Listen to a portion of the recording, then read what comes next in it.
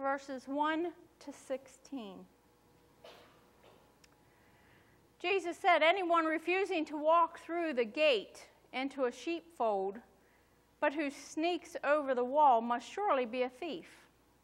For a shepherd comes through the gate. The gatekeeper opens the gate for him, and the sheep hear his voice and come to him, and he calls his own sheep by name and leads them out. He walks ahead of them, and they follow him, for they recognize his voice. They won't follow a stranger, but will run from him, for they don't recognize his voice." Those who heard Jesus use this illustration didn't understand what he meant, so he explained it to them. Jesus said, "I am the gate for the sheep. All others who came before me were thieves and robbers, but the true sheep did not listen to them. Yes, I am the gate. Those who come in by way of the gate will be saved and will go in and out and find green pastures. The thief's purpose is to steal, kill, and destroy. My purpose is to give life in all of its fullness. I am the good shepherd, and the good shepherd lays down his life for the sheep. A hired man will run when he sees a wolf coming and will leave the sheep, for they aren't his, and he isn't their shepherd. And so the wolf leaps on them and scatters the flock. The hired man runs because he is hired and has no real concern for the sheep. But I am the good shepherd and know my own sheep, and they know me, just as my Father knows me, and I know the Father. And I lay down my life for the sheep. I have other sheep too, in another field. I must bring them also, and they will heed my voice, and there will be one flock with one shepherd." The word of God for the people of God. Thanks be to God. Now, I have heard whenever shepherds are leading their sheep, a lot of them will actually make it to a watering hole. And so as they are all gathered around the watering hole, the sheep, you can imagine from the different flocks, will intermingle with one another. And so as they're drinking, they just kind of fit in wherever there's room. And so whenever the shepherds are ready to leave, all they have to do then is talk to their sheep. And they'll give them a signal.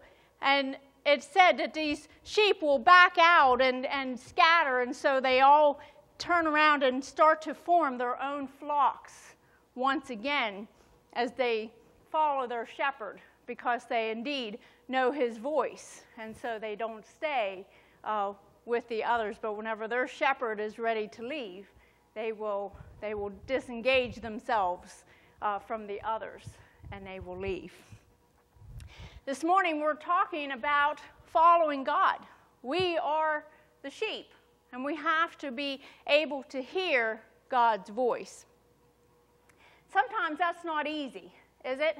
It's not easy to hear God, and it's not easy to follow God, because sometimes we don't know exactly where he's taking us. And sometimes the terrain can be pretty difficult. I'm reminded of a time when my husband had decided that if I wanted to go hunting with him, he thought he would invite me to go. And he said, it'll be good, we'll spend the day together, the walking will be easy. Well, it might have been easy for him, because he was used to it.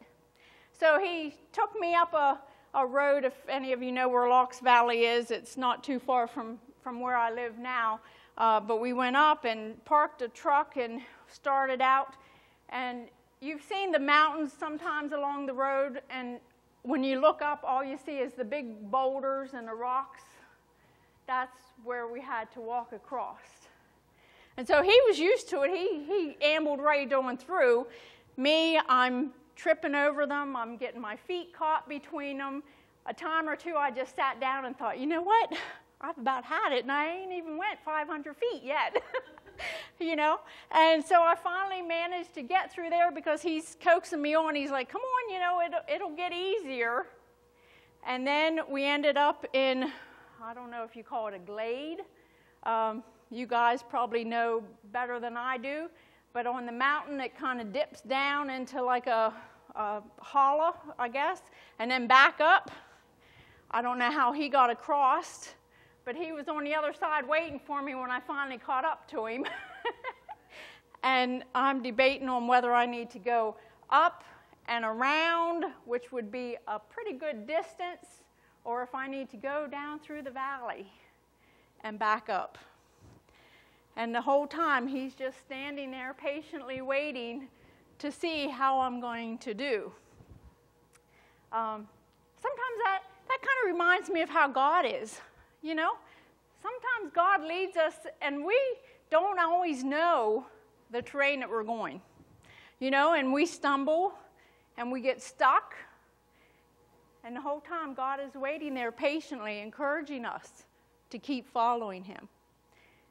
And we can see God, and sometimes God takes us through that valley in order to keep going, doesn't he? We try to go up and around to bypass that a lot of times, but sometimes the quickest and truly easiest way is through the valley and back up. We're going to do something a little bit different this morning. I asked Barbara if she would be my helper this morning. And so I am going to actually ask some of you also as we go forward through this message to be my helper also. You're still willing? Okay. Before I tie her up.